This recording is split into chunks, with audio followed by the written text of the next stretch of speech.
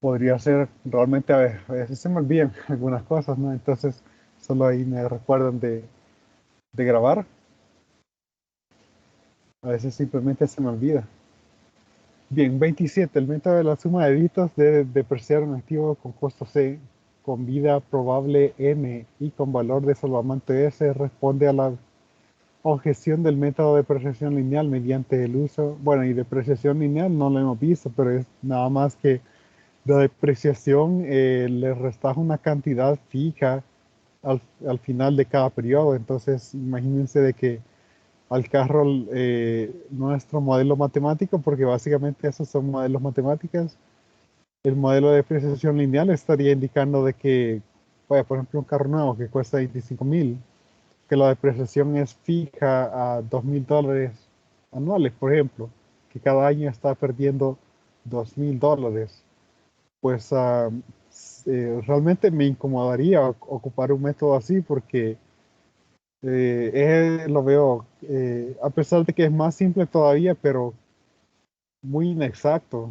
muy inexacto. Entonces, y ese método lo ocupan se ve en contaduría, y creo que el método de porcentajes lo ven como complejo. Yo lo veo bastante sencillo el de porcentajes. Tampoco está ocupando un nivel matemático tan bien elevado, ¿verdad? Entonces aquí dice, en vez de ocupar el método de precesión lineal, donde se resta una cantidad fija al final de cada año, por ejemplo, porque podría ser que le restemos al final de cada mes, al final de cada semana, al final de cada día, ¿verdad? Mediante el uso de distintas fracciones de la diferencia C menos S en cada año. Pues ese sería el valor final, ¿verdad? El valor de salvamento. Por ejemplo, cuando hablamos de longitudinarios que vale 3.800 y logra venderse en 360. Entonces, y aquí está hablando ya de cada año, ¿no? El denominador de cada fracción es igual a, pues, la suma de 1 hasta n. Eso está interesante. Entonces, es un medio de n por n más 1. Ok, aquí hay un cambio un poco interesante al método de depreciación lineal.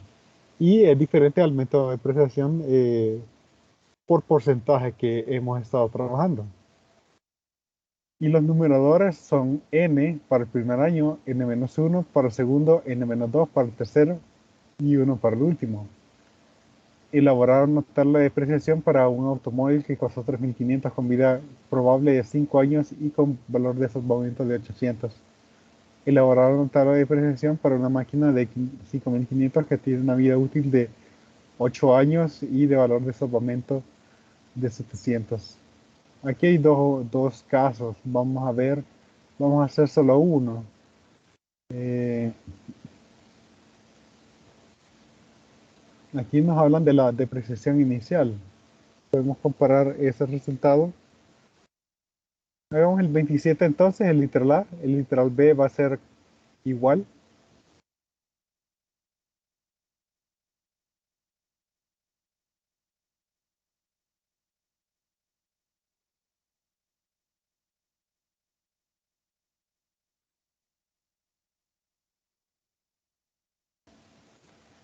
Bien, entonces la depreciación lineal, la depreciación, ¿cómo se llama? Método de suma de dígitos.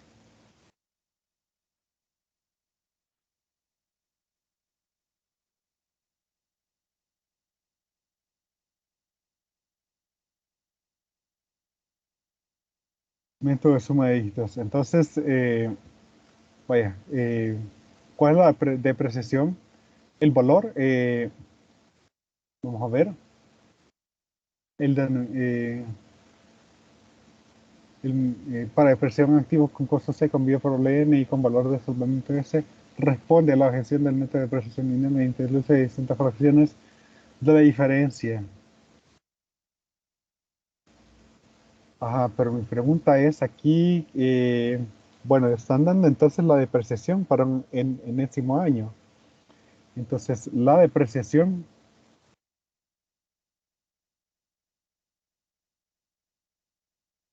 para el año n. Entonces, la depreciación para el año n es c entre s, c menos s, multiplicado por una fracción. En el denominador tenemos 1 sobre n por n más 1. Y en el numerador dice que, pues, n menos i. Perdón, vamos a escoger un iésimo año. ¿Cuál es la depreciación del iésimo año? N menos i en el numerador, porque n menos 1, perdón, n para el primer año. Pues sería n menos i menos 1. N menos i menos 1, porque si i es igual a 1, pues sería solamente n en el numerador. Si i es igual a 2, sería n menos 1 y así. Entonces, la suma de las depreciaciones,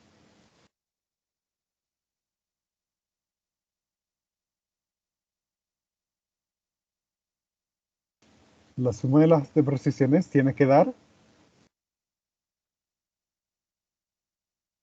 pues, c menos s.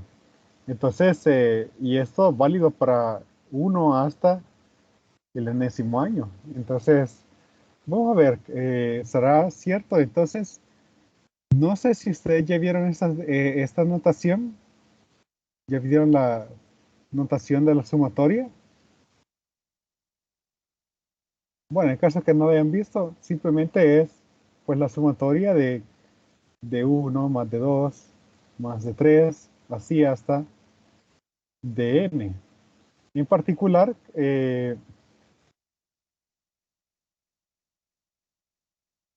bueno, sería, y se lo voy a poner abajo para tener más espacio, en particular sería c menos s por n entre un medio de n por n más 1 más c menos s por n menos 1 entre un medio de n por n más 1 más c menos s por n menos 2 entre, realmente aquí quiero hacer que el denominador se vea más que todo sobre n menos 2, ¿verdad? Nada más enfatizar un poquito eso. Sin embargo, pues ya sabemos que no hay problemas en extender eso, pero lo hago porque después voy a sacar factor común c menos s. El último, para i igual a n, tendría aquí 1. Si i es igual a n, tengo n menos 1, y eso es 1. C menos s, factor de 1 entre un medio de n por n más 1. Y ahora, pues C menos S, y además voy a sacar ese factor un medio de n por n más 1. Factor de, bueno, pues me queda ahí n más n menos 1 más hasta 1. Pero esto es precisamente esto.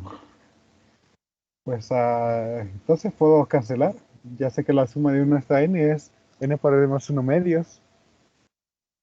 Todo eso me da c menos s. Ok, realmente no había que hacer esto, ¿verdad? Pero realmente es una buena prueba de que en efecto la suma de las depreciaciones nos tiene que dar C menos S. Ese es un chequeo algebraico que estoy realizando. Y de nuevo, pues no es necesario hacer esto.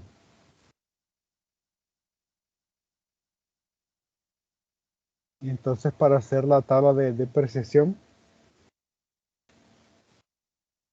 aquí está.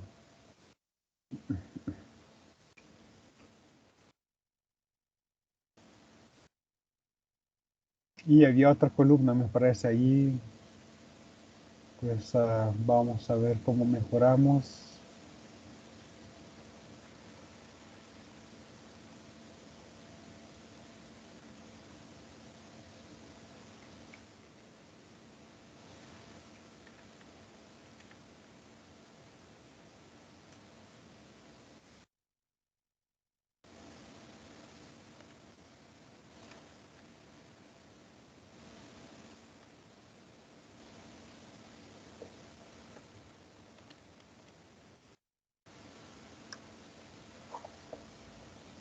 porque decía el fondo para la depreciación. Vamos a ver.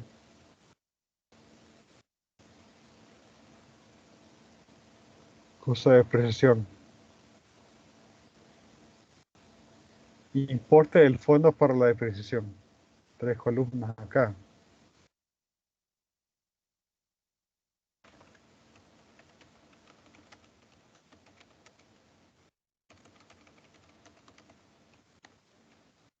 Vamos a ver.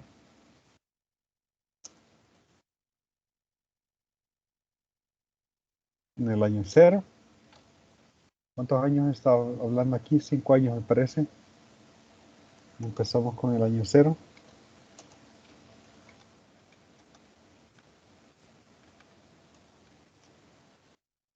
Valor contable al final del primer año. Pues aquí es de 3.500 y un valor de salvamento de 800.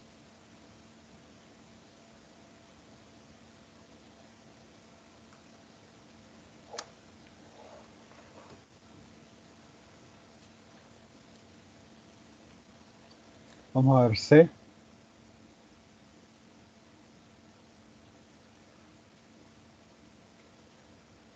C es igual a 3.800.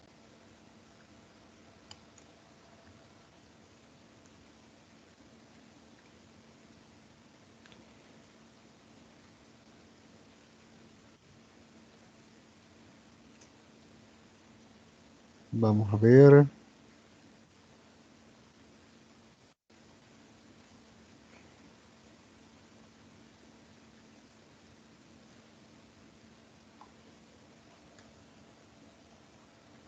Valor contable 3.500 y valor de salvamento 3.800.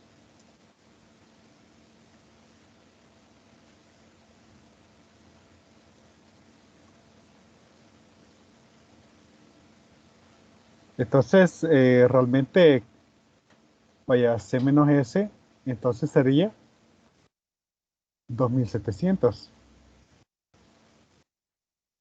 Además, n es igual a 5, entonces un medio de n por n más 1, que ya sabemos que eso siempre va a ser entero porque un número y su número consecutivo, al menos uno de ellos es par, ¿verdad?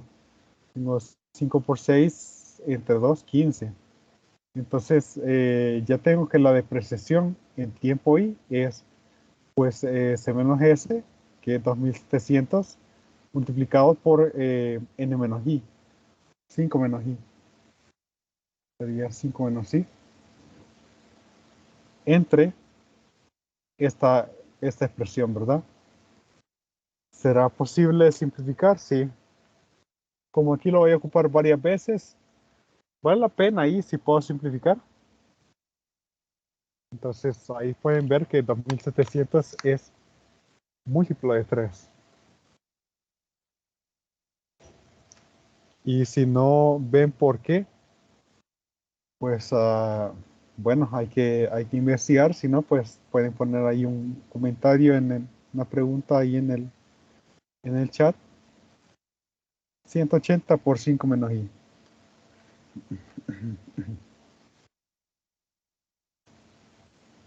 Vamos a cerrar este por un momento. Quiero ver.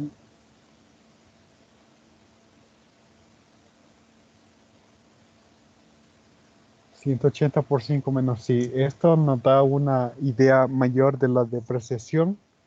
La depreciación es mayor inicialmente, como nosotros lo habíamos indicado.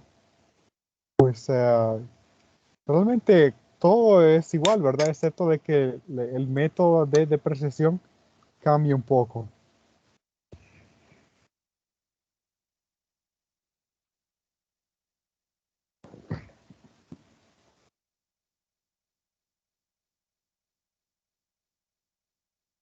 Bien, entonces el valor contable al final del primer año es 3.500. No hay cargo de depreciación en el año cero y tampoco no se pone nada de dinero para el importe del fondo de depreciación. En el año uno ya hay una resta de sub 1. ya hay una depreciación. Entonces a 3.500 le voy a restar 180 por 5 menos i, cuando i vale 1. Es decir, 180 por 4. Yo tengo 2.780. Bueno, el cargo por depreciación es precisamente ese 180 por 4, ¿no? 720. Quizás puedo llenar esta columna de un solo, ¿verdad? Para no estar a cada rato haciendo los cálculos. El siguiente sería 180 por 3, 540. El otro es 180 por 2, 360.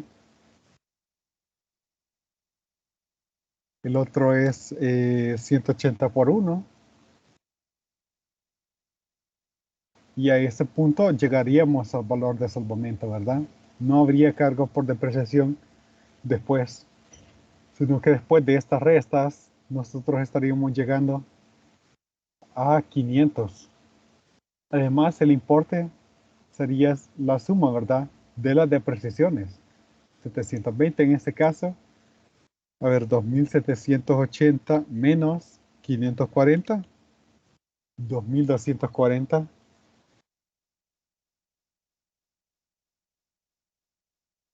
Y ahora 720. Bueno, recemos esto 360 y completemos pues la primera columna. A veces eso puede ser más rápido, ¿verdad? Entonces, el problema lo permite que no las celdas no son tan independientes, ¿verdad? Me parece que cometí un error aquí, porque no me estaría dando lo que 500. Cometí algún error por ahí. Vamos a ver. 2.715. 180.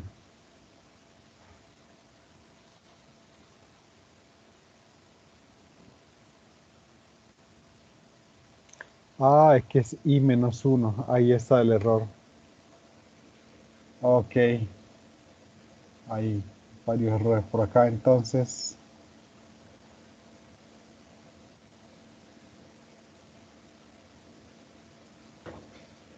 Y realmente aquí el cargo por depreciación iba a ser 180.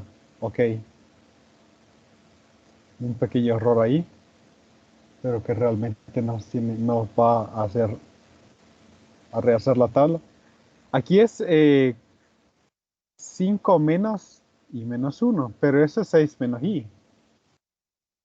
Voy a simplificarlo ya, ponerle ahí 6 menos i, ¿verdad?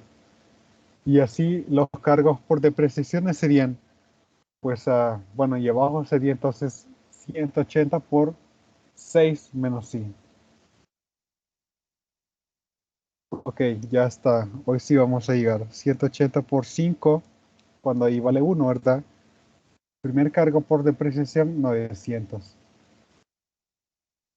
Segundo cargo por depreciación, 720. Tercer cargo por depreciación, 540. Siguiente cargo por depreciación, 360. Y último cargo por depreciación, pues a 180. Y ahora a cada uno de estos se les resta a la cantidad que yo tenga ahí arriba, ¿verdad? En la diagonal que está directamente arriba. 3.500 menos 900 queda en 2.600 el valor contable de esta máquina después del primer año, perdón, 2.600.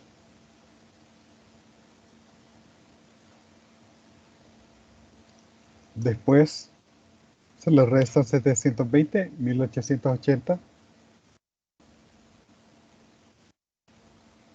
Después se le restan 540, 1.340. Después se le resta 360, 980. Y finalmente se le resta 980, 180. Quiero ver. Me voy a quedar en 800. Sí, en 800 había que quedar bien. Ok, y el importe es nada más la suma de eso, ¿verdad? Había puesto equivocadamente ahí 720. Tenía que estar ahí 900 más 720, 1620. Al final mi cargo de depreciación tiene que ser igual a T menos S.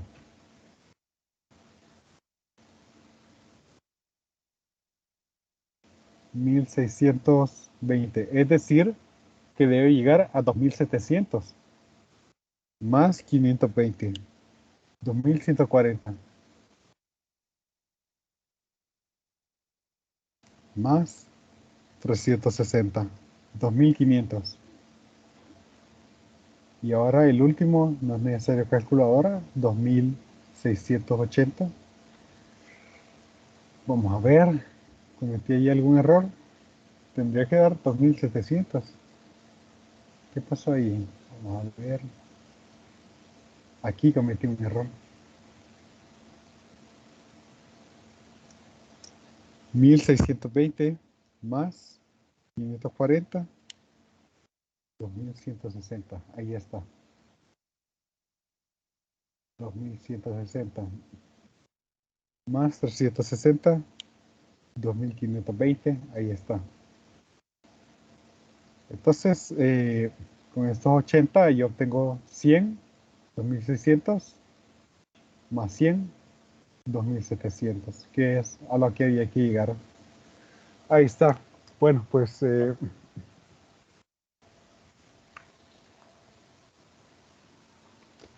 no estuvo tan complicado. Quizás que hubieron ahí algunos errores, pero que se corrigieron rápido, ¿no?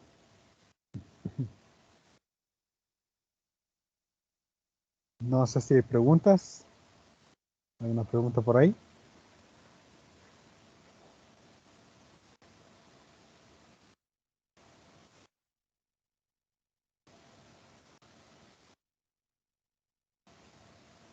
¿Alguna pregunta?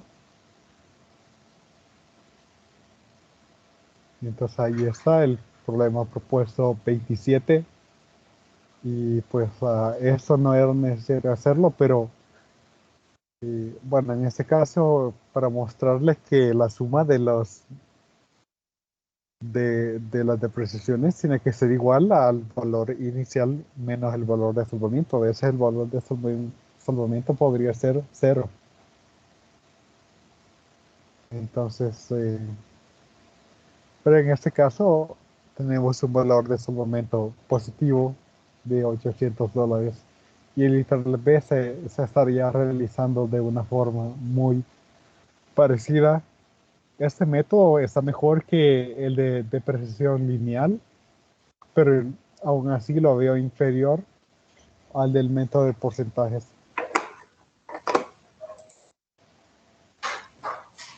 ¿Preguntas por ahí? ¿Preguntas? ¿No?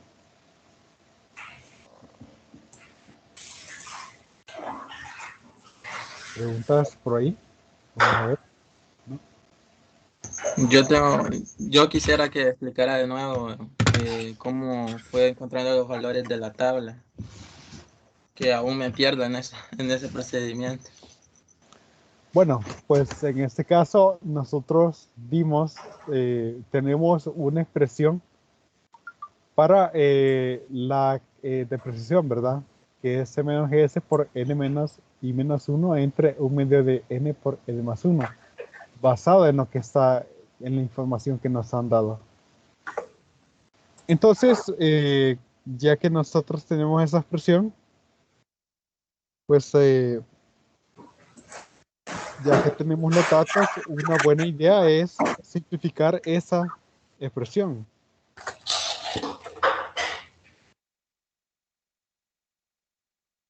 Ya sabemos cuánto vale C, 3500. Ya sabemos cuánto vale S, 800. Entonces ya sabemos cuánto vale C menos S.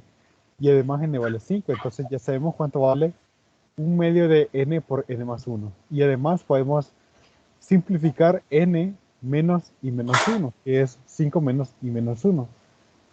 Al sustituir todos los valores, obtenemos 2700 por 6 menos y inter 15. Y luego simplificamos una vez más. Afortunadamente 2700 es múltiplo de 3, entonces hacemos ahí la simplificación y obtenemos 180 por 6 menos i.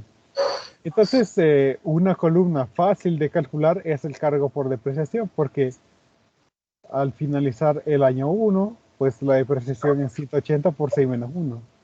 Al finalizar el año 2, la depreciación es 180 por 6 menos 2.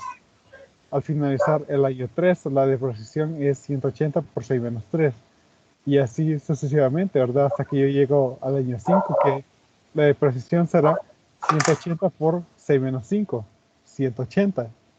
Ahora, el valor contable de la máquina es simplemente su valor del año anterior menos la depreciación que se ha calculado. Ese número es simplemente 3.500 menos 900. Ahora, al final del segundo año será 2.600 menos su depreciación, que es 720, y así sucesivamente.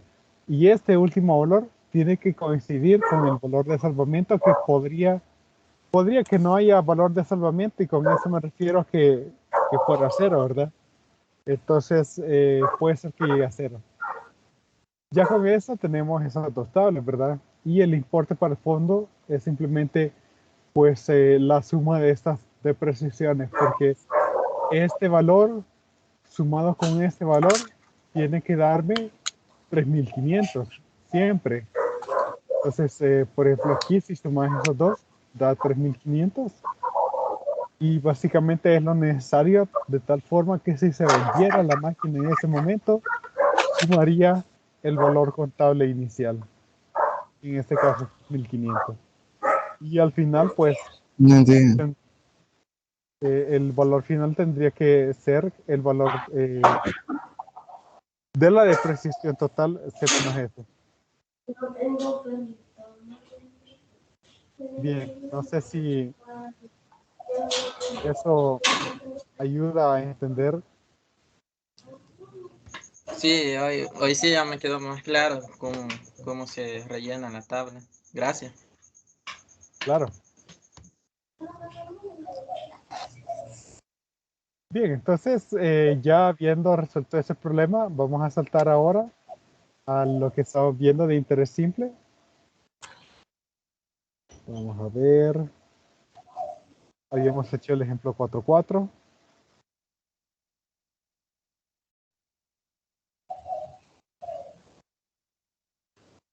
Y ahora vamos a ver ese tema de cálculo exacto y aproximado del tiempo, que realmente es un tema que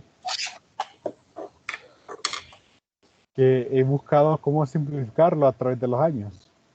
Quizás ahí se pueden apagar el micrófono. Vamos a ver.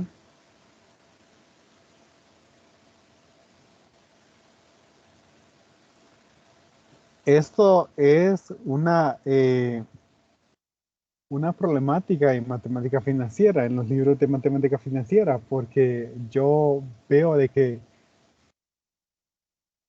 hay una complicación cuando no debería de haberla. Entonces, ya vimos en la clase pasada lo de la tasa ordinaria y lo de la tasa exacta, ¿verdad? En la tasa ordinaria tomamos el año como que si fuera 360 días, y en la exacta, que es 365 días. Además mencionamos que si no hay que meterse con días, no nos metemos con días, sino que trabajamos solamente meses. Y eso ayuda bastante, porque en ese caso no hay que meterse con esa diferencia de que si es 365 o 360 días. Y eso ayuda para un grupo de problemas. En este caso, el cálculo exacto y aproximado del tiempo, notan ahí, dice que el cálculo exacto del tiempo, como su nombre lo indica, es el número exacto de días, tal como se encuentran en el calendario. Se acostumbra contar una de las dos fechas dadas. Cálculo aproximado del tiempo. Se hace suponiendo que cada mes tiene 30 días. Vaya, entonces la convención, no sé si la anoté ahí o si vamos a tener que anotarla acá. Entonces, la idea es de que siempre, si hay que hacer, si hay que contar días, si hay que contar días, es decir, si utilizamos cálculo exacto del tiempo,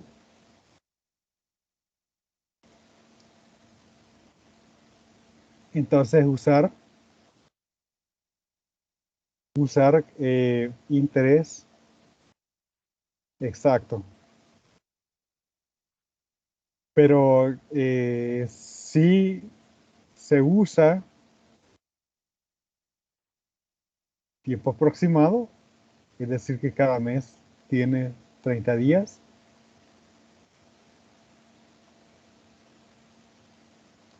entonces usar interés ordinario. Y entonces ese que un año igual a 365 días, ¿verdad? Y ese que un año igual a 360 días. Realmente yo creo que estos de tipo aproximado y interés ordinario, lo mejor eh, para mí como que si fuera mejor quitarlos.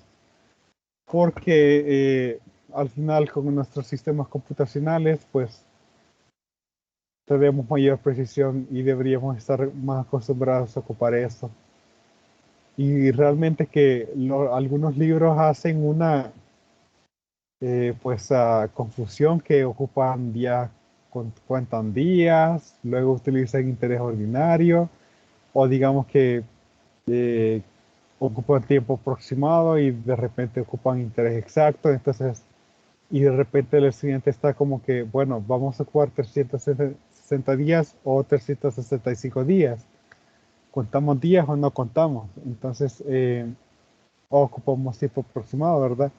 Eh, siempre que haya que contar días, esta es una convención que ocupamos aquí en la clase, ¿verdad? Para eliminar esa confusión. Realmente esta confusión es parte de lo que no me gusta de lo que está en los libros, porque es una confusión que no es matemática, no es de conceptos, no es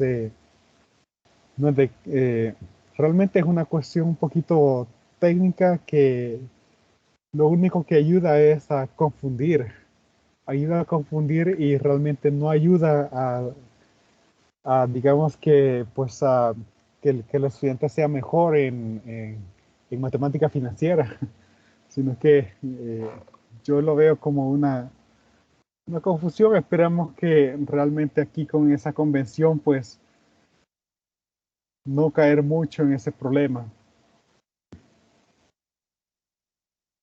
Bien, entonces aquí hay algo importante. Probablemente ustedes se los hayan enseñado ahí en la casa, algún familiar, un abuelo.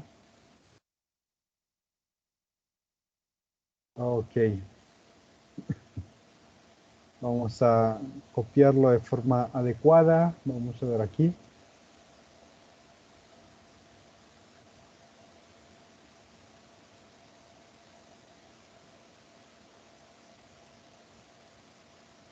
Para saber si un mes tiene 30 o 31 días, bueno, y ciertamente febrero, que ya pasó febrero de 28 días, pero ya sabemos que febrero tiene 28 días, ¿verdad?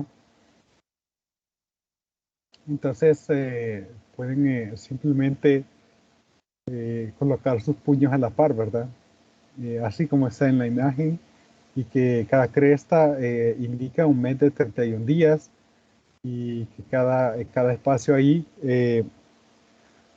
es un mes de 30 días y en el caso de febrero, 28 días, ¿verdad? Y entonces ustedes van contando enero, febrero, marzo, abril, mayo, junio, julio, y luego pasan a la siguiente mano, o pueden regresar a la misma mano, pero empezando por el nudillo, ¿verdad?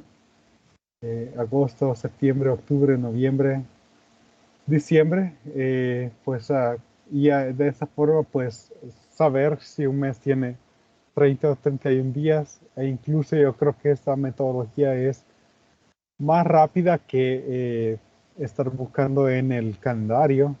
Eh, pues ya también si lo han ocupado muy seguido, también pues como que uno ya lo memoriza, ¿verdad? Esto es más que todo cuando pues uno no ha memorizado qué meses tienen 30 o 31 días, ¿verdad? A veces yo de repente sí necesito ocupar este método, entonces yo creo que ahora de ustedes les han enseñado ahí pues algún familiar, entonces cómo hacerlo. Entonces nada más para comentar que este método es eh, para rápidamente saber si un mes tiene 30 o 31 días. Entonces, determinar en forma exacta y aproximada el tiempo transcurrido del 20 de junio de 1970 al 24 de agosto del mismo año. Entonces, ¿qué es lo que hago aquí? Bueno, pues a veces lo que yo hago también es poner una hora en el día, por ejemplo, 1 de la tarde. Entonces, del 20 de junio, de 1 de la tarde, del 20 de junio al 21 de junio, 1 de la tarde ha pasado un día. Entonces, ahí también podemos ver que no podemos como no contar el primer día y contar el último, ¿verdad? O hacer la resta. Entonces, en este caso, pues para hacer el conteo de días, vamos a ver en junio, puede ocupar ese método para ver que junio tiene 30 días y le resta 20. De la misma forma, ustedes podrían analizar, bueno, del 20 al 21 solo pasa un día, al 22 un segundo día, y pues notar que al final solamente es la resta. Luego, en julio, tiene 31 días.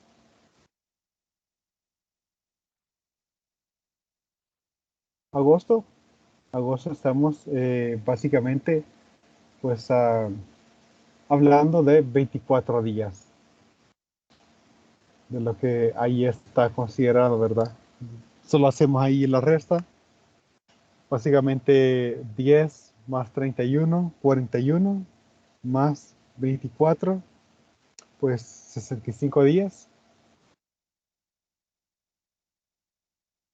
y ahí está la respuesta.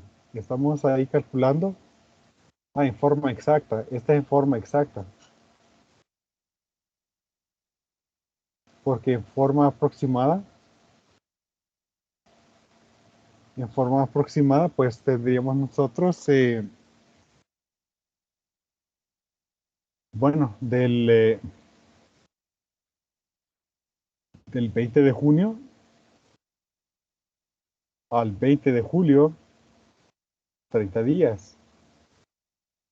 Y de ahí del 20 de julio al 20 de agosto, 30 días. Y finalmente del 20 de agosto al 24 de agosto, 4 días nada más ahí. Y ahí estamos hablando de 64 días. Una diferencia de un día, pero pues realmente sí es un cambio, ¿no?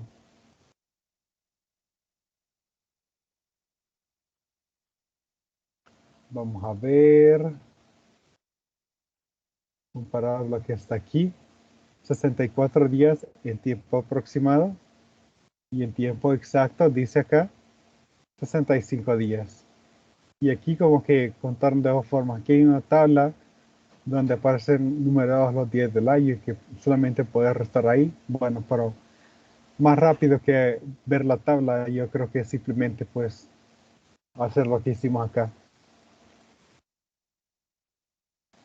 Así es como el conteo en forma exacta y en forma aproximada. No sé si hay alguna duda.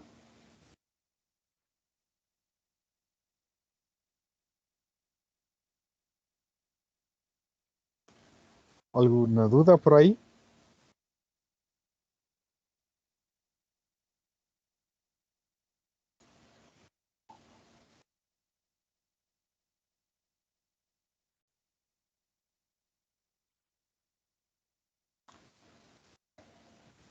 Bueno, pasamos al siguiente problema entonces.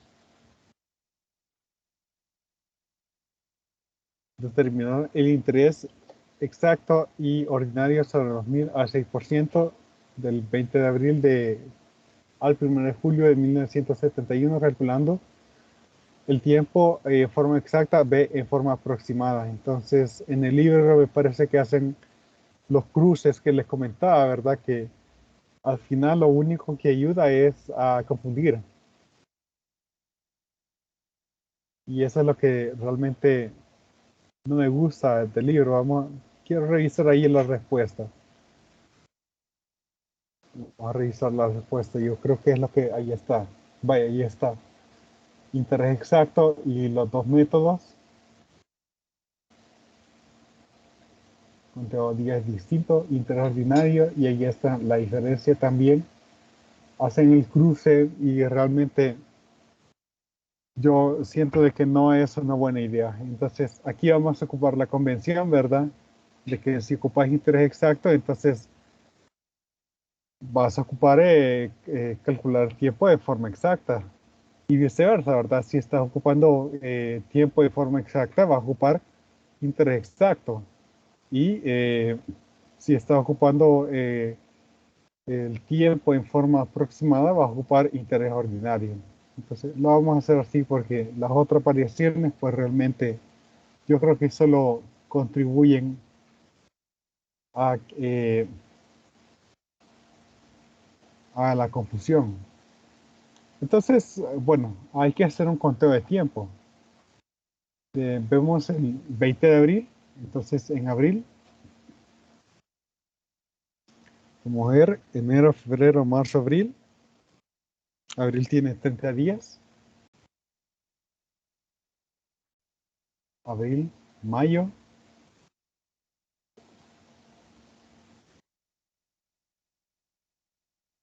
junio.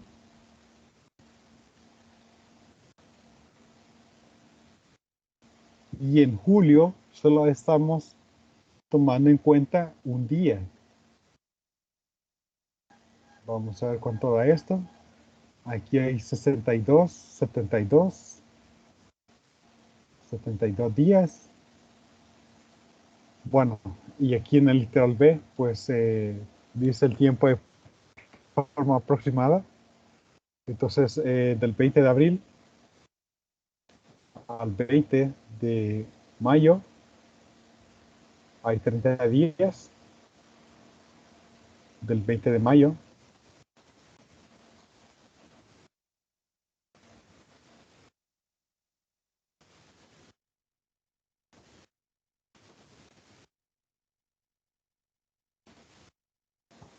al 20 de junio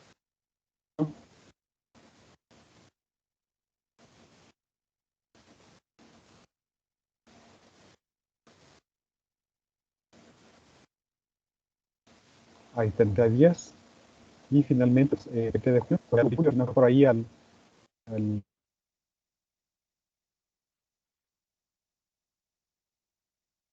nos toma el mayor tiempo, entonces nos dice determinar el interés exacto y ordinario según corresponda, ¿verdad?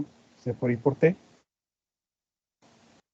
pues ahí tenemos un capital de 2000, el interés que es 0.06 y finalmente pues el tiempo que pues como ya habíamos dicho, la convención de clase es que si utilizamos tiempo de forma exacta, vamos a ocupar 365 días. Y aquí le voy a poner interés 1, aquí le voy a poner interés 2. Se por I por T, $2000 por interés, que es 0.06 anual, ¿verdad? Y aquí pues 360 días. Si ocupamos tiempo en forma aproximada, entonces pues vamos a ocupar interés ordinario 360 días, y así solamente hay dos opciones. Ya no estamos con esas cuatro opciones que solo causan confusión y donde yo no veo mayor provecho ahí. 2000 multiplicado por 0.06 por 72 entre 365, obtengo ahí 23.67. Vamos a poner ahí quizás un decimal más. Ahí está. ¿Y cómo se compara con la otra metodología? Bueno, 2000 multiplicado por 0.06 por 71 entre 360. 23.66. Y se repite esta fracción. Vamos a ver el libro. Interés exacto y tiempo exacto, 23.67. Aquí está. Y el otro, pues 23.67 ahí a redondear al centavo más cercano. En este caso está bien dejarlo así porque entendemos, ¿verdad? De que ciertamente si fuera una respuesta ya para otra persona, sería como dejarlo como 23.67. También en el sistema, pues sería ponerlo como 23.67. O si quieren mayor precisión, 23.667, ¿verdad? Un dígito más de precisión.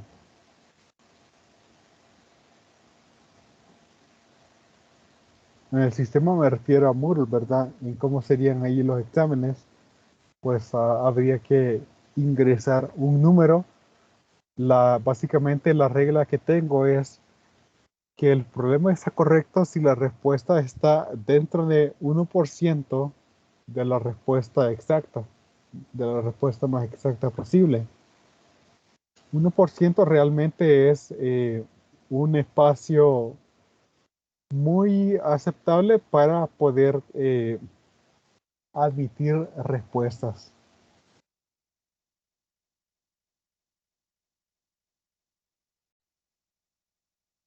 Bueno, pues ahí está ese. Entonces, aquí dice, nota, de los cuatro métodos para calcular el interés simple ilustrados en el ejemplo 6, el más corriente es el interés ordinario con el número exacto de días. Bueno, anoté eso porque ya estaba indicado en el libro.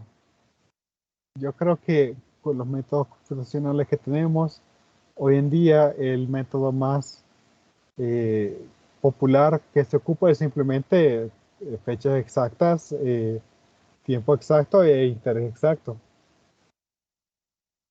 Siendo este el sistema utilizado por las instituciones bancarias, el cual de los cuatro es el método que produce el mayor interés en cualquier transacción. Entonces habría que revisar ahí realmente los algoritmos que se están ocupando en los sistemas bancarios, pero yo creo que hoy en día no es ese, pero lo puse ahí simplemente porque, bueno, es lo que indicaba, ¿no?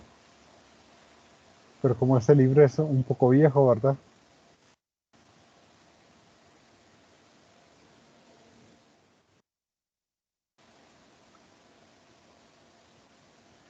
Veamos ahí un pagaré.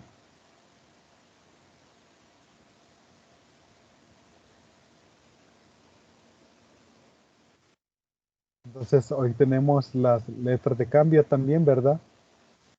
Las letras de cambio ya dicen bien con mucha precisión cuánto se va a pagar.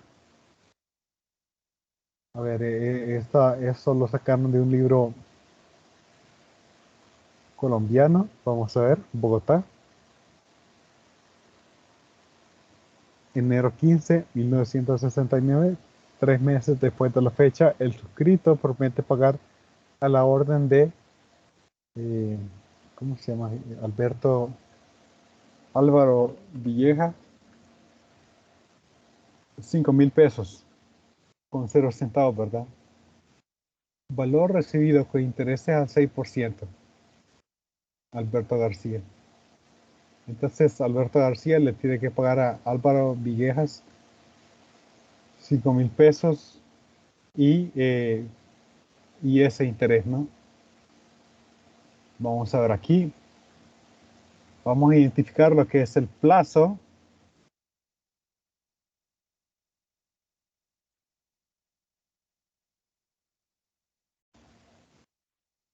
El plazo, el valor nominal, la fecha de vencimiento, el valor de vencimiento.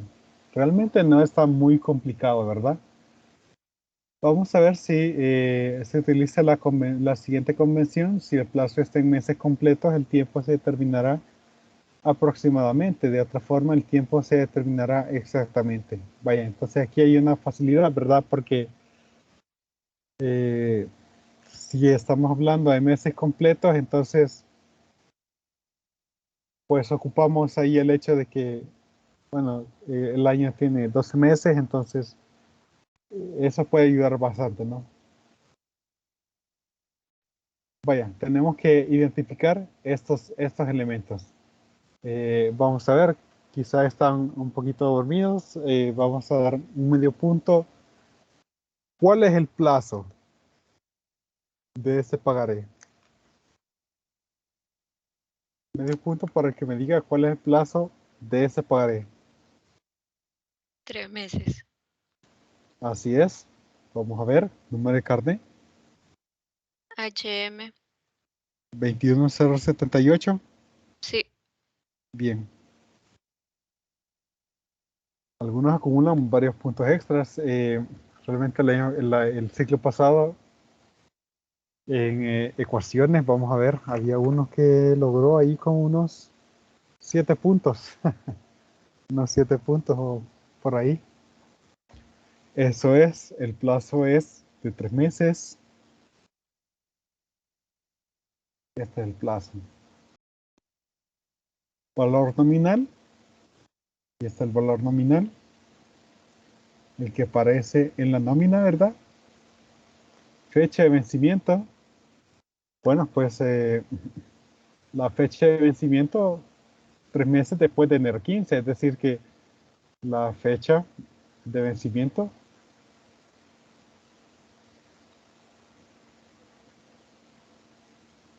sería abril 15, 1969. Esa sería la fecha de vencimiento. Y finalmente dice el valor de vencimiento, que hay que hacer un cálculo allí, ¿no? Asumimos aquí interés simple. Pues ahí el monto, ya tenemos una expresión para ello, ¿verdad? Capital por uno más interés por tiempo. Capital inicial sería pues el valor nominal de 5,000 pesos. Bueno, por uno más la tasa de interés 0,06 por 3 meses, 3/12 de año. Entonces tendríamos ahí 5,000 multiplicado por uno más 0,06 por 3/12. Y obtengo 5,075. Solo $75 de interés.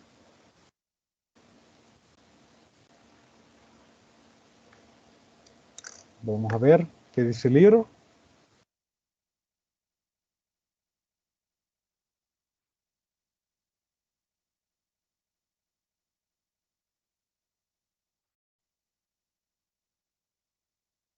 $5,075. Aquí está.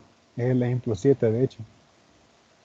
Yo lo puse acá como una parte de esa teoría.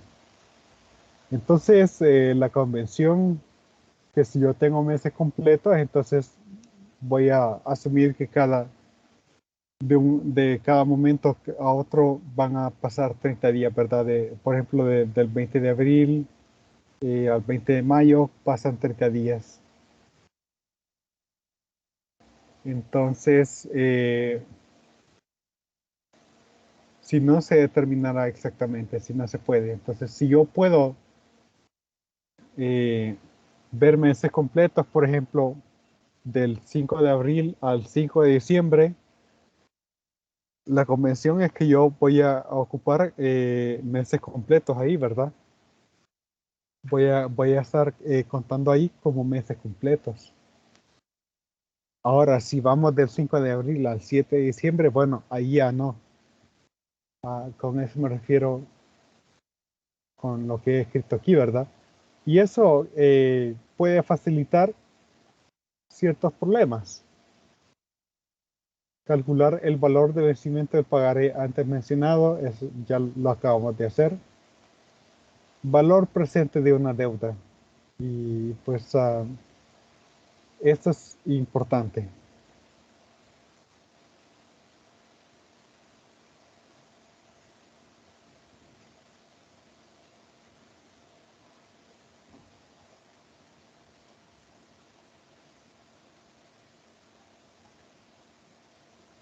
Vamos a ver. Vamos a cortar acá.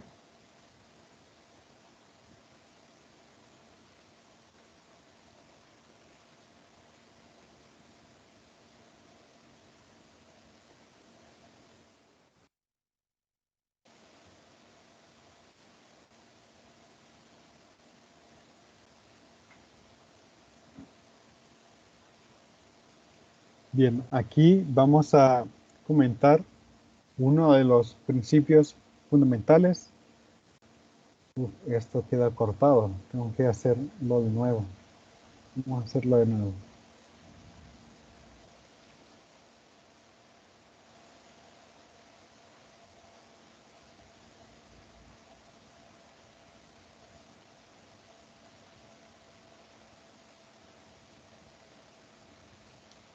Vaya, a ver si.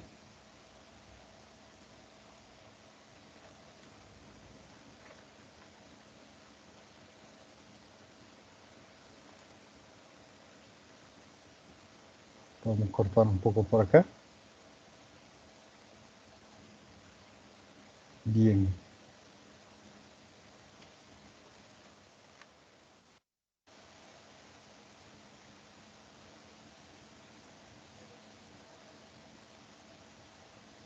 Valor presente en una deuda. Bueno, si nosotros tenemos la fórmula de un capital que se vuelve a un monto, ¿verdad? Un capital se vuelve a un monto después de un cierto tiempo. Además, bueno, el monto lo habíamos indicado con la letra S. Además, S es igual a C por 1 más I por T, ¿verdad? Si yo quiero calcular C en términos de S, entonces fácilmente puedo decir de que es el monto entre 1 más el interés por el tiempo. Este es el valor actual de una deuda futura. Y aquí empieza una discusión un poco más interesante. Entonces, aquí tengo dos bolsas de dinero con $1000 cada uno, pero con una diferencia de que te puedo dejar que selecciones cualquiera de estas dos bolsas, pero esta en particular la puedes agarrar ya. Esta otra la puedes agarrar dentro de un año. Entonces, noten, suponete de que siempre hay seguridad de que vas a obtener la bolsa de dinero y suponete también que no hay efectos de inflación y que están las dos posibilidades, ¿verdad? Agarrar esta bolsa de dinero con la misma cantidad que la otra, solo que esta la puedes agarrar ya y esta otra la puedes agarrar dentro de un año. Y si yo te pregunto, ¿cuál seleccionarías? La respuesta es bien clara, ¿verdad? Seleccionarías esta. Entonces, la otra, o sea, está bien claro para todos seleccionar la que puedes agarrar ya. Entonces, esta otra es como que si valiera menos, ¿verdad? Y Y este es el concepto fundamental de matemáticas financieras.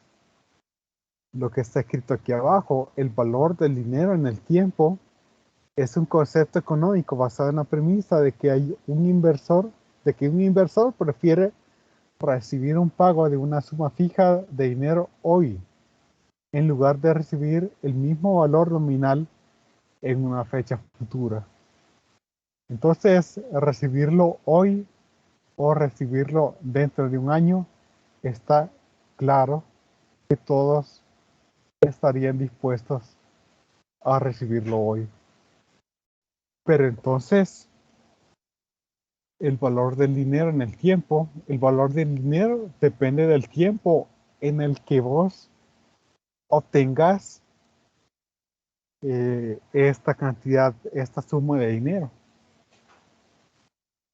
También podríamos indicar, por ejemplo, de que si hay dos cantidades, una que vas a recibir dentro de un año y otra misma cantidad que vas a recibir, que podrías recibir dentro de 2 años, también está claro que preferirías aquella que vas a recibir lo más pronto posible, ¿no? Bueno, pero entonces, a pesar de que su valor nominal es igual, $1,000 dentro de un año, no es igual a $1,000 el día de hoy. Y queda una pregunta, ¿cuánto vale hoy entonces esta cantidad de dinero que se hará dentro de un año? O también se podría preguntar de una forma equivalente, realmente son problemas equivalentes. ¿Cuánto más tendría que darse dentro de un año para que vos puedas decir, pues selecciono el otro, ¿verdad? O al menos para decir, me da igual seleccionar cualquiera de los dos. Específicamente, uno puede decir, bueno, pues en ausencia de que haya riesgo de obtener, de perder ese dinero y en ausencia de la inflación, pues yo puedo simplemente, esto vale más que esto, simplemente porque yo puedo meter eso en una cooperativa, en un banco y empezar a ganar intereses. Entonces, en particular, pues un depósito a plazo, hay algunos que dan 5%, quizás se pueda hallar alguno de 6%. Imagínate uno de 6%, por ejemplo.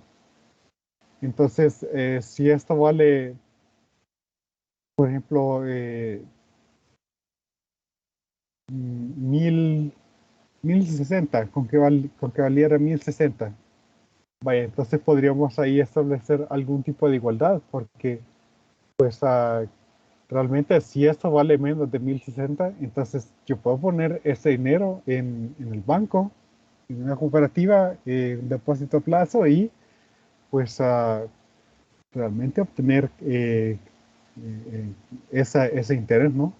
Entonces por ahí podríamos nosotros establecer alguna igualdad. Y aquí se establece una igualdad de, bueno, esos 1,000 en el futuro da una tasa de interés y cuánto vale el día de hoy. Bueno, ese entre uno más y por t, en este caso 1,000 entre uno más i, ya que t es igual a 1. Estamos hablando de que t vale 1, ¿verdad? Dependiendo del interés, así es cuanto menos va a estar valiendo esa cantidad de dinero. Entonces, este es un principio, lo que está aquí es un principio de matemática financiera.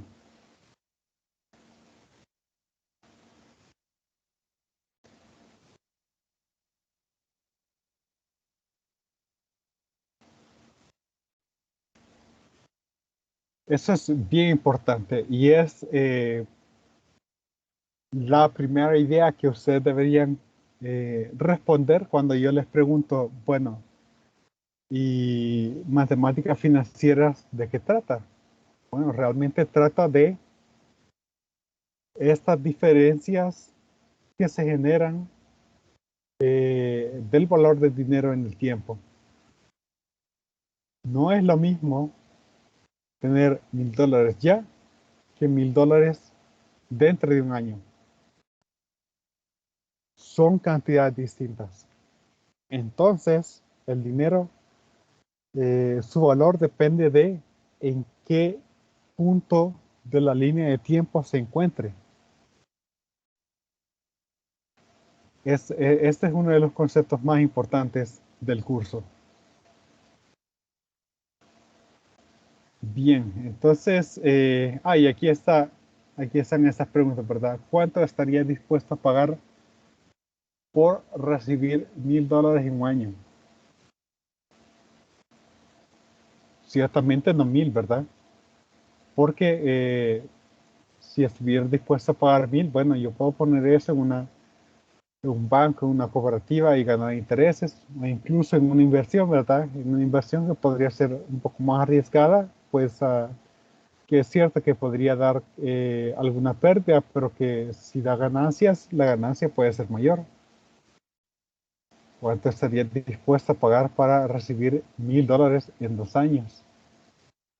Y si dijera en 10 años, y pues realmente esto es algo que muestra la capacidad de sus finanzas también, porque alguien que está desesperado, que está con deuda, ¿verdad? Con deudas, podría realmente estar más desesperado en recibir ese dinero, ¿ya verdad? Entonces, esas preguntas son buenas para que ustedes analicen, ¿verdad? Y que ustedes puedan ver qué estrategias financieras tienen ustedes. Pues bueno, sería interesante si alguno de ustedes pudiera dar respuesta a una de esas preguntas y, ¿cómo se llama? Siempre en ausencia de la inflación y del riesgo de que no se diera el dinero, ¿verdad? Entonces, depende de la tasa de interés que ustedes obtener, ¿verdad? Entonces,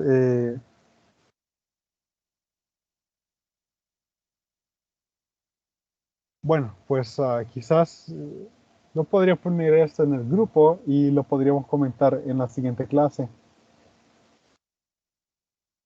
Y podría dar yo una estimación también para responder a esta pregunta propiamente. Esta pregunta puede también cambiar su respuesta dependiendo de las herramientas financieras que tengas. O sea, vos podrías, digamos que, empezar a tener éxito en inversiones, por ejemplo, y decir, bueno, yo incluso con $500 que me des, porque ahí tengo inversiones que estadísticamente pueden generarme el doble, por ejemplo. Realmente es bien difícil lograr una ganancia estadística del doble, del 100%, ¿verdad? Pero podría ser, ¿no? Significaría que esa persona tiene pues formas de inversión que son muy buenas, ¿no?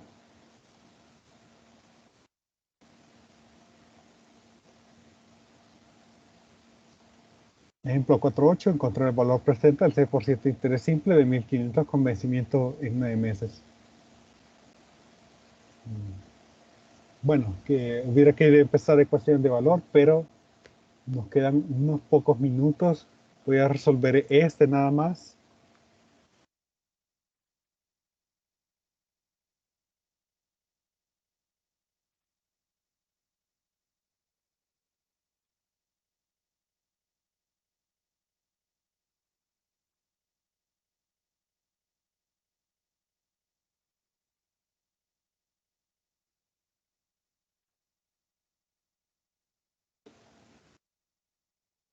Bueno, bueno, la pregunta esta se me dio una idea, pero creo que mejor lo vemos mañana, ¿verdad? Encontrar el valor presente al 6% de interés simple. Bueno, ya que realmente no es necesario memorizar muchas fórmulas, ¿verdad? Sino que simplemente utilizar la fórmula de monto igual a C por 1 más I por T. En este caso, pues tenemos que el monto, a ver, encontrar el valor presente al 6% de interés simple de 1.500 con vencimiento en 9 meses. Vaya, en 9 meses se acumulan $1.500. Esto sería igual al capital por 1 más el interés, 0.06, y dice 9 meses, 9 doceavos.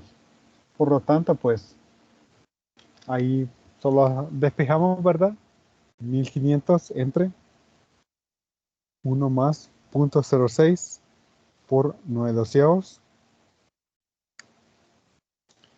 1.435 es lo que valen esos 1.500 el día de hoy. Entonces alguien podría decir, bueno, voy a aproximar al centavo más cercano. Alguien podría decir hoy, bueno, con esta tasa de interés realmente 1.500 dentro de 9 meses es 1.435,41 el día de hoy. Hemos movido el valor de 1.500 a valor presente, al día de hoy.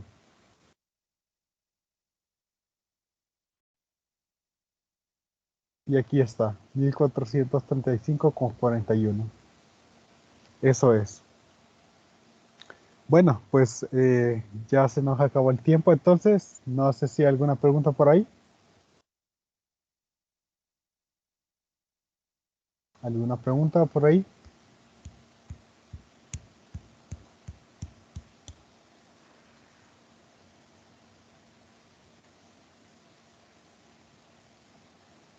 Ok, bueno, pues así iniciamos la mañana entonces, eh,